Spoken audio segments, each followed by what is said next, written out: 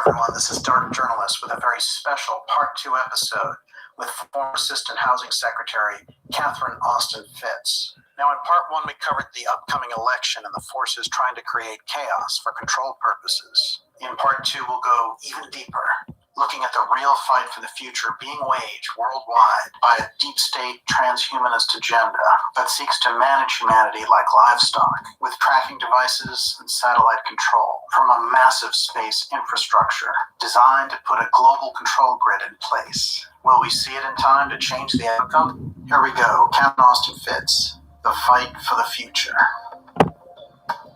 Ooh, the fight for the future. You guys ready? Catherine, it's great to have you back with us. Now, let's start with how important is this election that's coming up here on November 3rd? Well, I think to Americans, there are big incremental differences. But I think of four. And so if you look at the forces arrayed to grab, there's a land rush going on in the United States. And that land rush has been going on for a couple of years, ever since the election started. And there's no indication to me that either faction needs to stop it. So I think whoever wins the election, the acceleration of that land rush and the acceleration of the disaster capitalism. I mean, we have the Federal Reserve printing trillions of dollars. So think of it this way. So you have Main Street, which has been shut down, and they're spending their savings down. And then you have the private equity firms and the insiders who are grabbing massive amounts of cash flow and market share and getting 0% cost of capital to buy everything up cheap. I mean, I'll give you a perfect example. I just had one great ally in France. All the French businesses that applied for the equivalent of the PPL loans in France were required to put all their financials and documentation into an Amazon cloud. Wow. What do you think is going to happen to them? Right. So they've been thrown into a debt trap, and now, all the database has all. So that's Dark Journalism. I find him quite interesting. And hey, James, Mr. Fish, good to see you guys. So, as I keep been talking for the last 2 years, we are experiencing something that has been around since Babylon. And that was Catherine Austin Fitts. She was the in charge of Freddie Mac and May back in the Ronald Reagan days in the 80s. She was a young economist. And you should read her books, right? Along with Joseph P. Farrell and David Icke. David Icke's a little stuck on reptiles. They're there. But this is a bigger game. This is a more... And that's why I like Dark Journalism, because he is all over the place. He's got this X series, and he's got a stable of very interesting people that he does interviews. He asks a few questions, shuts up, and let him talk, right? So COG, which is this, you talk about a deep state, COG, continuity of government. It's been around since 47. 47 is when everything changed. Harry Truman. How did he become president? Back when FDR was president, he won 4 times, right?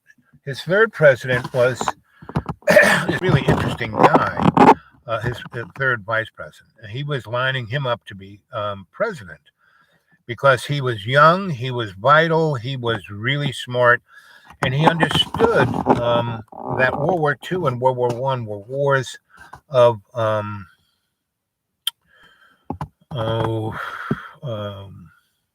esoteric wars, right? And that they were dimensional wars.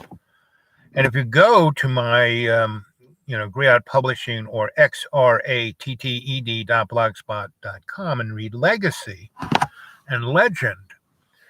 Those are two novels that basically, through metaphor, everything I write is a mathematical equation and a metaphor, right? And I try to give you guys the 411 and what's going on in a kind of interesting, esoteric, creative, artistic way. Let's see, what are you saying, Mr. Fish? If these control mechanisms have been around since the old, forever, how do we liberate ourselves? Okay, that's cutting straight to the quick. That's what I like you, Mr. Fish. How you liberate yourself? You do it first yourself. First, you forgive yourself for all of those things that you think are your fault. All it is that you were reacting to a certain input, right? You have been mind controlled since you were born, and you responded to hormonal input. Now you've gotten a little older and you're starting to see things in a different way because the stars have changed. We're no longer in the Piscean age. We're totally in the Aquarian age. So everything that's around us is an illusion. And the threads of the tapestry are coming apart. And again, if you go to xratted.blogspot.com or Griot Publishing, you will see I describe it very clearly. I describe the tapestry. I describe the enterprise. I describe the tools you need. You need, the shamanic, psychosocial, cultural, forensic, anthropologic alchemy, right? Shamanic, what's that? It's the world view. So you got to have more of a indigenous worldview because that's what we are. We are the artist in the first person. We are the creative spirit of love's co-creation here in this little sandbox. And that's all this is, the sandbox. This is a learning tool, right? We were misguided by Satan, Lucifer, the devil, however you want to call him, or it. I call it it, because to put gender on these things is so sophomoric. These are deep entities, right? And the movie, The Matrix, was very good because you had the oracle and the architect, and that's kind of what it is. And at the very end, when our hero blasts humanity out of the cave, Plato's cave, and the clouds are clearing, and you find the architect and the oracle sitting on a park bench smoking a cigarette like they just had sex, right? And this ain't the first time this went down. And if you read Job in the Bible, that's why I particularly like the Old Testament, because it really does tell the old stories, right? And who was who, who the usual suspects were and who was in charge and what was going on. So first off, we forgive ourselves. Second, we forgive everyone around us, right? And then we get into step with love's co-creation. Thus, you feel in your heart. What made Buddha? What made Jesus? What made Vishnu? All of those entities they are written in history as a male-oriented thing. No, these folks were trans, beyond gender, and so is God. God is beyond gender, and that's why I don't even like using the word God, because there's so much luggage onto it, and so that's why I call, in Aboriginal terms, it's called, the great maker, right? Love's co-creation. That's what I call it. And, if I have to put a anthropomorphized name to it, I call it Bob, right? So go read those, Legacy and Legend, at xratted.blogspot.com. And welcome to Dreamy Dreamland with Sensei Al Bob. Good morning, good evening, wherever you are. I'm glad to see you, right? And so, Fish, that's what where are you at in this? Are you able to forgive yourself? Can you deconstruct? So you get a worldview. That's the shamanic, the worldview, right? The worldview of not just nature, but again, if you go read legend, I describe how the yin yang symbol is a very good thing. There's the event horizon around that circle, right? Everything's in a circle, it goes around and around and around, right? Then there's a squiggle, right? And that's like in The Wizard of Oz, right? Follow the yellow brick road, follow the yellow brick road, follow. And what is the yellow brick road? That's gold. The guy who wrote it was an economist. He was trying to give everyone a 411 on what the newly made whatchamacallit,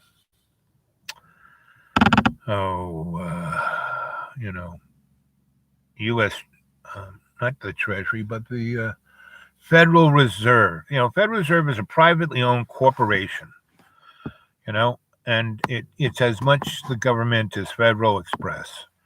And so that's what the movie of Oz was about. And all the little people getting stepped on. So it's it's right in front of our face. Right? We just have to slow down. We have to get our temperament and our tempo. So we are firing on all cylinders, and we are right where we're supposed to be at the right time. Now, I've been blessed to be a lucky bastard, meaning I do this. I get out of my own way,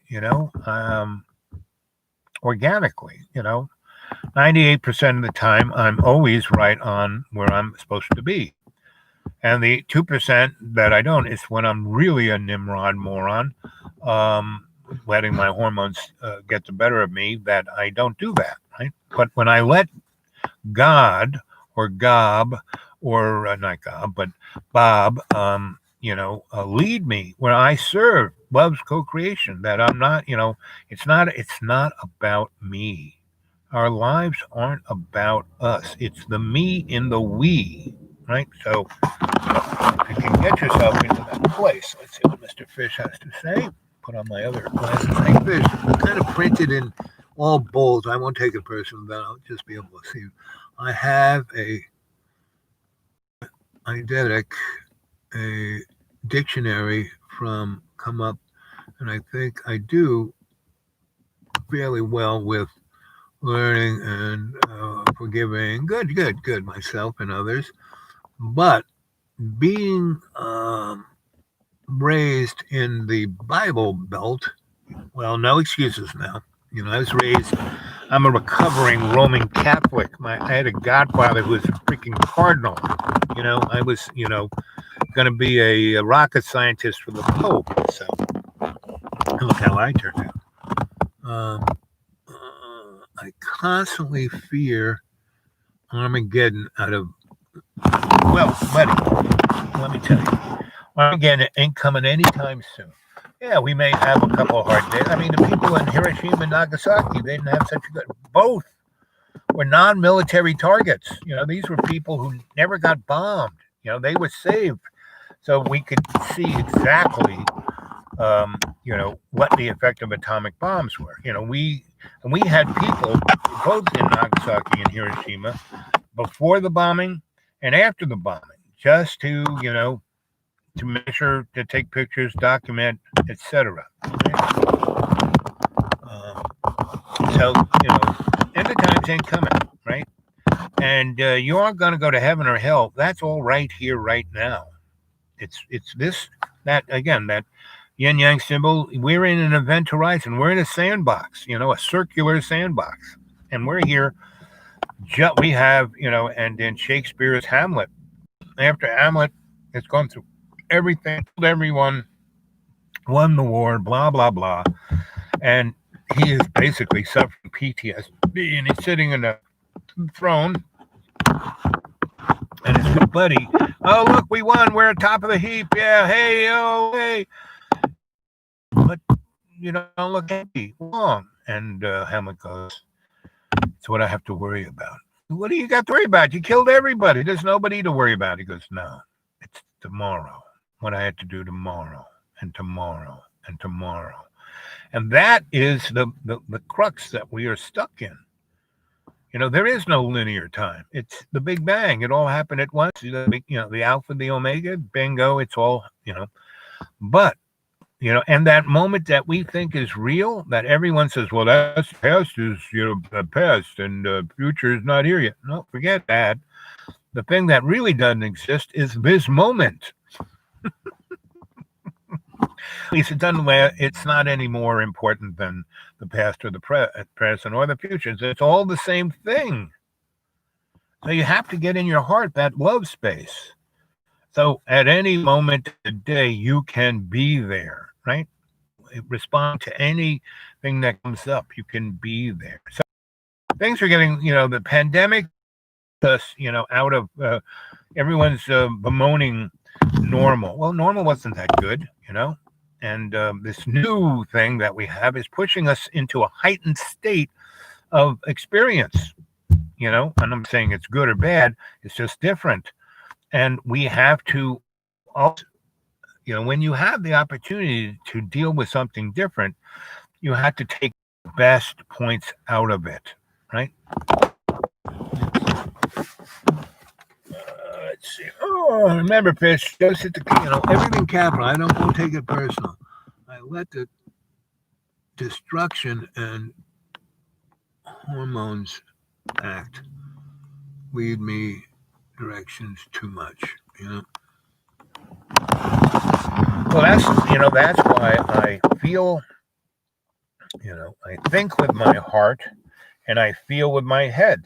So when anyone does anything with that, gets me to have a hormonal response, I don't go, fight or flight. What I do is I go, why did that happen? Why did that person do that? And I try and put myself in their shoes, and I try to be empathetic. And on the other side, when I'm thinking, when I'm like looking at something, numbers, that's when I use my heart, because instead of being rationally cold, I'm being emotional. Whereas, when I'm supposed to be reacting emotionally, I'm thinking, right? I'm analyzing. And, my first wife used to get very upset. She used to call me passionate computer. I'm an Aquarian. I am the sun, moon, an Aquarian ness and Uranus, right? Using my heart, and she used to get upset. She goes, you should be being analytical. That's when you're being emotional, not emotional, but empathetic. I said, I'm not being emotional. I'm just being empathetic. I'm trying to feel what people are going through. Whereas when someone's coming at me, instead of like reacting my hormones, I'm thinking about, because I was trained, in the ashram, I was trained to, as a monk, to protect yourself, And my teacher, my war teacher, taught me the best war to have is the one you don't have to fight, right? Just get out of the way. You let your opponent do harm to themselves. And, I had been, so I've worked for many different people, looking at many different things. And there was a group who in the 80s and 90s, latter 80s and 90s, were wanting me to go to places where things were happening. Just like, when I was younger, I would be, and I am observing what's going on with Black Lives Matter and the people on the street. And a good deal of the people on the street are reacting. They pictures, the videos of, all of these murders were going on. After the Civil War and Jim Crow came on the scene with the KKK, and it isolated the black folk, the black folk said, okay, so we've been dealt this hand. What are we going to do with it? And what do? They built their own economy, right? To the point why LBJ, had the Voting Rights Act and this act and the new blah, blah, blah, which he really weren't anything great, was that he went to all the Blue Dog Democrats, who are now the psycho Republicans, and said, hey, listen, you don't ride the bus. You don't eat at the lunch stand. But the black folk, their economy is the 7th largest in the world. They're almost 30%. of the American economy. The first woman to be a self-made millionaire was a black woman. Go Google that. Go Google the first, and she was the first, self-made millionaire, black or white or green. She, that's all she was looking at, was at the green. Go look at her. Go look at her. She was she came from being a slave. When she was 3 years old, she was out in the cotton fields picking cotton. And, she, once, they were set free, she wanted more than just, 40 acres and a mule. She wanted, to be equal, meaning money. And so she went and became the first female millionaire in America. Go look her up. Just Google first female millionaire in America, self-made millionaire. Because there were a lot of women who had money because of their families. And you see, Mr. Fish is doing exactly what I want you all to do.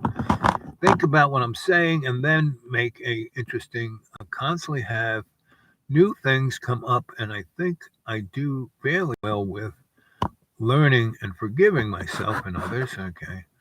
I let the distraction and the hormones lead my direction. So that's, everything about the digital platform, distraction. Yeah, they're great. I just deal with this like it's a hammer. It's a tool, right? I don't, it's not my life, because it can't be, because I have to drive 40 miles to do this, right? Oh, hey, Elena, darling. Good to see you on board. Mr. Fish is with us. So is Jane.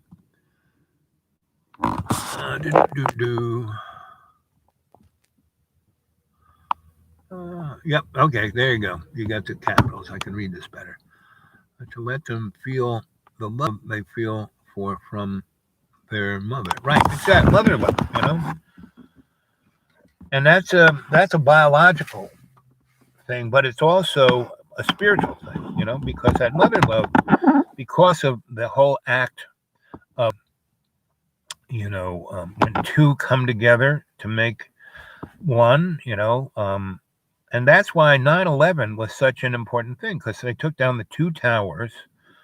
I mean, they took down 3 steel and concrete buildings. First time in architectural history that, a steel concrete building fell down because of a fire. It happened in one day to 3 buildings, right? And one of the buildings never even got hit by an airplane, right? So go figure. Go read architects and engineers on 9/11. Go Google that. When Georgie Porgy and the Big Dick had their little 9/11, investigation, because they weren't going to have one. They just blamed, Mr. Obama, who was their buddy, and it's a great book about the love affair between Saudi Arabia and the Bush family. Anyway, so when those 2 buildings came down, it was a shamanic ceremony, because they took it down with space-based weapons. There's a woman, if you were to Google, World Trade Center comes, taken down by Dr. So-and-so, who is the female doctor physicist who shows how the buildings were taken down, which, scalar weapons from space. And that's why nuclear weapons, forget about it, what is happening in California is being man-made, not just by global warming, but by these weapons. They're heating the place up like, they were a toaster oven, and laying down, starting fires, they the glass fire, one of those, the really big fire that burnt more acreage than California had lost since 1890s to 1999. It didn't come from, power lines or someone throwing a cigarette out. It came from lightning storms that had no rain. Lightning bolts just came out of the sky, which is unheard of. And like 1,000 of them. Bang, bang, bang, meaning they were manufactured. And all of this stuff is going on, right? And it's so nuts. And we have Donnie, the chump, being the great clownish distractor. He's like a wrecking ball. He is destroying every element of the dynamic of this country. Well, that's all right because they were all corrupt to begin with. From 1492 to 2021, Donnie is doing a job on it. So that's why I love Donnie. But we have to step up and replace it with love's unconditional forgiveness of one love's co-creation of love, right? That's what has to be put in its place, right? So at first comes with ourselves, loving ourselves, forgiving ourselves. And, I start out legacy with a little, I give a little, say, hey, this is what I'm going to do. And then I say, and I'm going to tell you a story. And then the first little story I tell is the story of Buddha. Buddha's standing on the side of the road looking like God because he's in thought, right? In conscious thought. And the traveler goes, hey, you God, man? You God? And Buddha looks at him and goes, no. Well, man, what are you? And Buddha replies, I am awake. That's what we need to be. Awake, awake, awake, awake. Wake up. You need to. What do I need to? Tell me.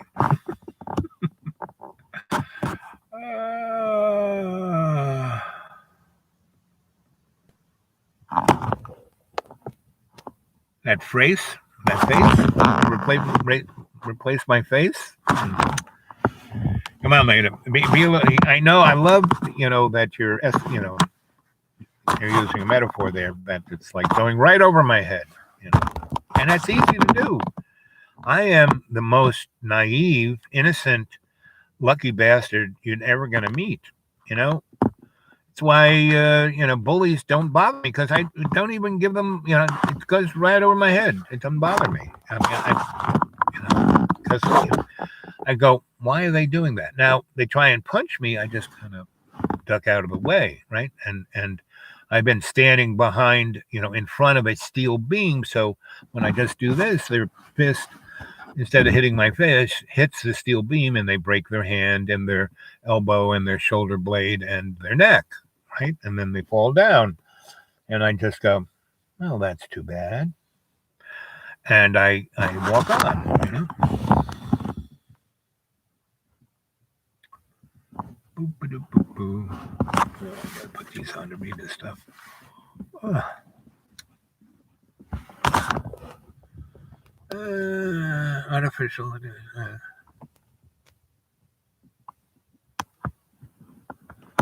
Artificial intelligence says it won't allow harmony to awake. Well, good luck with that, buddy. Good luck with that.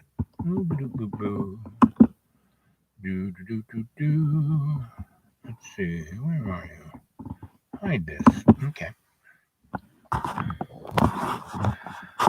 So we get rid of that boy.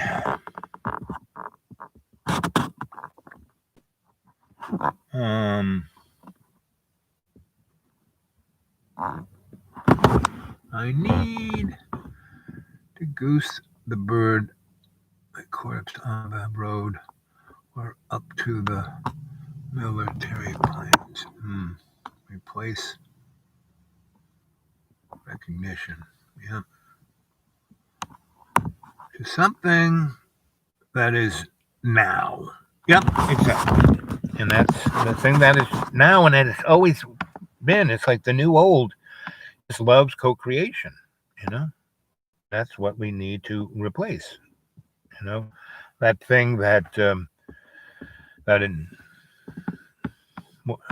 it's not even AI. It's some trolley entity, right? And they are stuck in the old, Sagittarian kind of motif of getting what you want through violence and force. Or What is the sign we just came out of, and we're in Aquarius, and I think it was Sagittarius. I'm not quite sure. Let's see.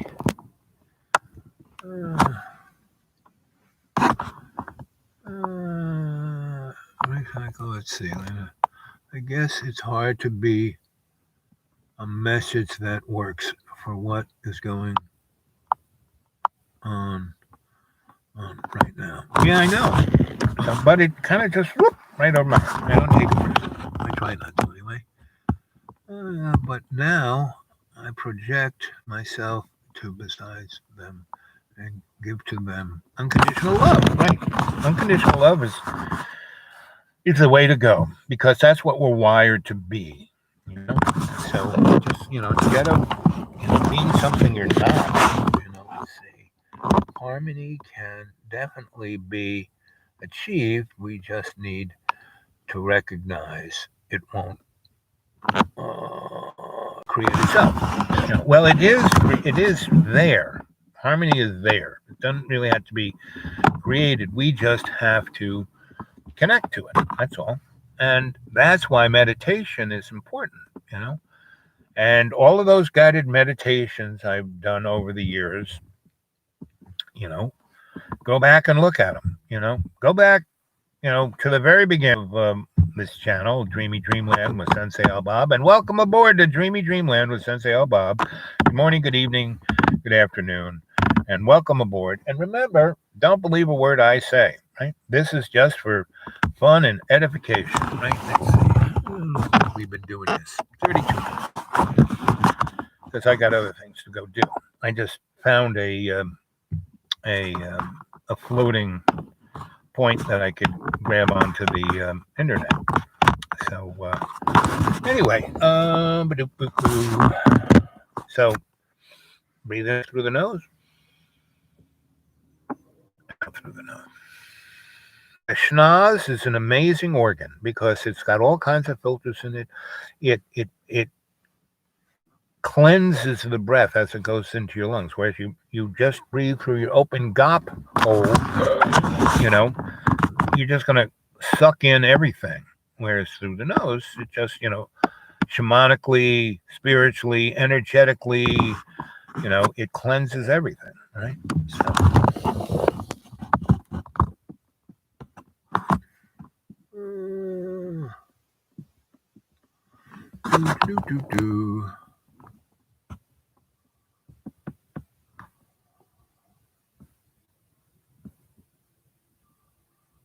Yes, go into your internal guide. That's what they're there for, to help you out, to overcome whatever is the problem. Right? So, again, I suggest go to Griot Publishing, go to xratted.blogspot.com, go read Legacy and Legend, right, and all the other things I wrote. But in those two novels, I spent a lot of time being the wordsmith to bring forth, as you read it, it changes you. As you read it, there's energetics in there, to change you to love's co-creation, right?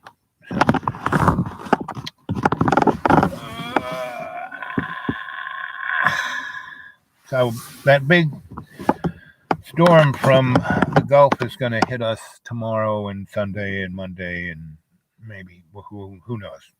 Just like the last one, we had 5 days of rain constantly, which was okay. I got to read a lot and I did my laundry this morning. I got up early and did all the little chores I was going to do all week. I did them all in the morning. And then I went and tried to see about the modems of living, and bottom line, so a lot of people would get totally whacked out of their brain by the life I have to live. I live on nothing, and I'm just happy with the nothing I have, because the nothing I have is unconditional love from the Creator. So You know, how could you not like that? Now, my body is, having a hard, not having a hard time. I'm actually okay. It's just the way the medical model measures it. It's like, my God, you should be dead. Well, I'm not. You know, like I said, my endocrinologist for the last 4 years has cracked the joke. You're the healthiest dead guy I know. But, so I have to be real careful. I can't eat any real carbohydrates. I can't eat that piece of bread I want. I can't eat that cookie I want. I can't have that slice of chocolate cake. Well, that killed me the last time. I can't eat pasta. I can eat is vegetables and in my woods all around me, there are things I can eat. There's tons of dandelion, there's mushrooms, there's burdock, there's all kinds of stuff I can eat. And that's what I've been eating all frigging summer, And most of those things grow in the winter. That's the amazing thing, So as long as I stay on that diet, my blood sugar stays pretty good. I haven't really had to cash, back in the day when I was getting all my medicines for 90 days for about 30, 40 bucks. Now, if I were to have to get that stuff, just one of them would cost me $1,800. Well, I can't afford that, and I'm living on about 400 bucks. And nobody seems to care. The state has basically packed up and gone out of the 4 counties around here. There is no. They closed down the hospital. There are no doctors. So there are a lot of people dying. And as we started off with dark journalists, and Captain Austin Fitz was saying, it's a big land grab, and these counties, it's a big land grab. You can see it, and the people who lived in those hollers, who had those acres for the last 150 years, they died. They're dying, and the Chamber of Commerce, closed down the hospital, closed down, fired the lady who was, in charge of, community health. And so there are no statistics. The only person I could get anything out of is that we only have one funeral home in 2.5 counties. And that guy is a friend of mine. And we were having lunch back in August. And I said, so how many people are you putting in the ground? He goes, well, I said, how many normally, like last year, between February and September 1st, from February 1st to September 1st last year, 2019, how many people did you put in the ground? And he said, about 9, right? Maybe, and, maybe less, I'd have to look, but less than 9, maybe somewhere between 4 and 9, right? So I said, so how many people have you put in the ground, in 2020 between February 1st and,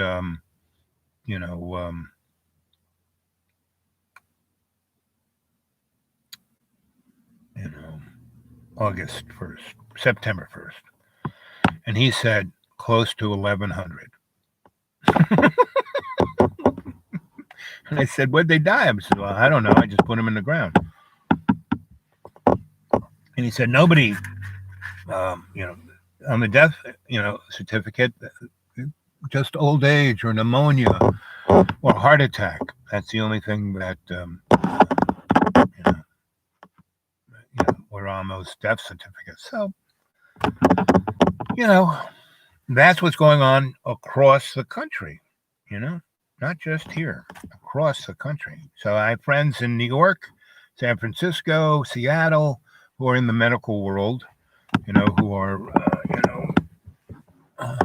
medical examiners and ER doctors, and they're like heads of these departments, right? Not just, flunkies. And they're all saying, ooh, this is strange, bad and strange. So we're never going back to normal and that's good because everyone was asleep. Now everyone's kind of in shock, and if they can just step up to being awake and taking their life into their own hands, right? And so that's me. I'm taking my, and I've always been, but being the innocent lucky bastard, the naive innocent lucky bastard that I've been my whole life. Bob was always watching out for me. A good example. I was going to a dentist, and I had a toothache. So it hurt, and so I was going to a dentist, right? So I get on the F train, and no, the seventh, the A train. I'm going down 7th Avenue. I get off at 34th Street, and I'm walking by the Central New York Library, where they have, all of the books, the big books, and that's, and all the rich guys put money into it, for their own, edifice. And there's a beautiful park in the back of the main library on 34th Street, and all around, 7th Avenue on one side, 5th Avenue on the other side, and there are book sellers. They have carols. They let them sell books, and so you can get some really interesting books from those guys. Even though I have a toothache, right? I'm on the subway going, and stop at 34th Street. I go up, and a bunch of people, about 8 people, get off my car. We all walk up the same step, right? And we're like walking, and the sidewalks around the 30, the main library, very wide, 3 times wider than the average sidewalk in New York. And the sidewalks in New York are pretty wide because there are a lot of people. So anyway, I'm walking, shoulder to shoulder, and this is probably in the 1980s, early 80s. And I'm walking shoulder to shoulder with, and the guy who's my dentist, he came and saw that, I build discos. He wanted a disco room in his office. So I built him a disco room, and he was, gave me dental, we traded. And so he was big into nitrous and every other drug a dentist could get his hands on. So, we always, I was like towards the end of the day, and we all sat back in the disco room and drank a little whiskey and, hooked up to the, put the hoses on my noses. And so, anyway, so I had all the reasons why to get to the dentist on time. But I'm walking shoulder to shoulder with these other 8 people, and I see a book in the carol. I stop it. I'm looking at it. Oh, this is an interesting book, and it's about this. Oh, I don't want to call him a mystic, but he was like a person like Madame Blavatsky about 100 years before, and he was really sharp. And the book was like that thick, right? And he had pictures and diagrams and mathematical equations and stories. I mean, he's a guy that I try to, or was trying to, chisel my life after. I mean, he was my good example. I had a lot of good examples. And,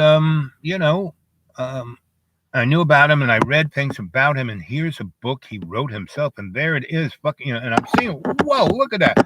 And I pick it up. It's $12.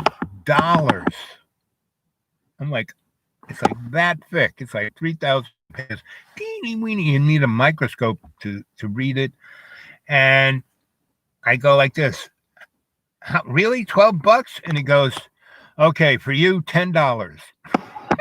So I'm like going through my pockets looking for $10. And all of a sudden I hear a crash, smash, screams and horns and and I see the traffic light, crash in the middle of, I guess it is 6th Avenue. But anyway, whatever avenue that was, the 34th Street Library is right on. And I give him the $10, put the book in my bag, and run up there. And what it was the 8 people that I was walking shoulder to shoulder with, right? That I got, we were all on the same subway train. We all went up the steps together. We're all walking down 34th Street together. Got all the motivation to get to that dentist without distraction, and I spy that book, and I stop in my tracks, and they all keep going. They get to the corner. They wait till the light, turns green for them, and it says walk, and they're walking through it, and there's a guy who's driving a bus who has a heart attack, and he falls on the accelerator, and he mows those people down. All 8 of them are dead. Not hurt, dead. Along with a bunch of, it's really nasty. But the thing just kept going. It went up on the sidewalk and just mowed people down. It probably took out about 40 people. It was a mess. Just a total mess. And so I kind of get up there, and there's nothing I can do, right? There's, because pretty much everyone is friggin' dead. I'm going around, and everyone's just mush. They're not even bleeding; they're mush. And then the fire guys get there, and the ambulances get there, and they go to work. And I go, okay, everything seemed to be taken care of. So I walk across the street. The traffic is, every which way the traffic is stopped. And I walk to my dentist building, go in, push the elevator button, comes. I go up to his office, walk in, and my dentist and his, whatchamacallit, lady at the desk are looking at the window down at the congregation. And he goes, I go, yeah, it's pretty bad out there. And they turn around, oh, wow, I'm so glad. We thought that you were in that bunch of people, right about the time that you're supposed to, you should have said, I was walking with all those people. I stopped to take a look at this book, and the accident occurred. And so that's why Bob has always got my back. I've died 6 times, and I'm always coming back. Because he's always, it's not so much Bob. My other guys are always saying, well, you're doing a great job. Just go back and keep doing it. So every time I come back, there's something wrong, it hurts, it aches, but it motivates me. Like every morning, I am in unbelievable pain. But instead of taking, when I first had all of this, Charcot legs, neuropathy, osteoarthritis, they said, oh, we'll give you Oxycontin. I said, no. How are you going to deal with the pain? I'm going to meditate. And I do. I meditate every morning, for, somewhere between 10 minutes and an hour. And once I get to that spot, I get out of bed and I walk. And that's why I live in the woods, because I walk up this hill. I have a nice little walk. I walk about, half a mile up this hill, and then I walk half a mile back down. And by that time, I'm ready for breakfast. I'm all good. All my joints are, got, stuff going to it, and I'm good to go. And that's how we're going to have to deal with what's coming down the road, because we're coming down the road. Donnie, these guys were going after Michigan. Really. And Donnie's like, stand back and be ready. They were ready. They're nuts, And they're nuts by what's Fish talking about. He's let's see. Well, so I guess has to be a message that works, right? And love is the one message that works. But now I project myself to besides them and give them the unconditional love. And that's what we should be doing, right? Harmony can definitely be achieved. Yes, it's, and it's like there. All we have to do is be the good example. Good thoughts in, bring good words bring good actions bring good deeds bring good outcomes. When all you're doing is talking smack, I learned to do so from my biggest inner self. Yep. We love you, Sophia. So you're reading Legend, right? I guess you are. Me, myself, I don't do social humans. Yeah, you're reading it. Have you seen a whole happened load of love from Colorado? I love you, Fish. I love you all. 50 minutes, right? So we're doing great. I probably won't be doing a show until it stops raining, and I have to get off and do a whole bunch of things before it starts raining. So that's where I'm going. I just found this Wi-Fi and was open to the cosmos, so I said, okay, because I'm on the bop.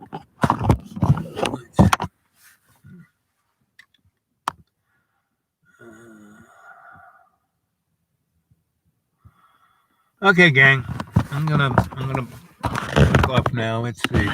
When it hits 52:52, I will say so long, goodbye, auf Wiedersehen, doo-doo. Right. Our Father who art in heaven, hallowed be thy name. Thy kingdom come, thy will be done on earth as in heaven. Give us this day our daily bread, and forgive us our trespasses as we forgive those who trespass against us. And lead us not into temptation, but deliver us from evil.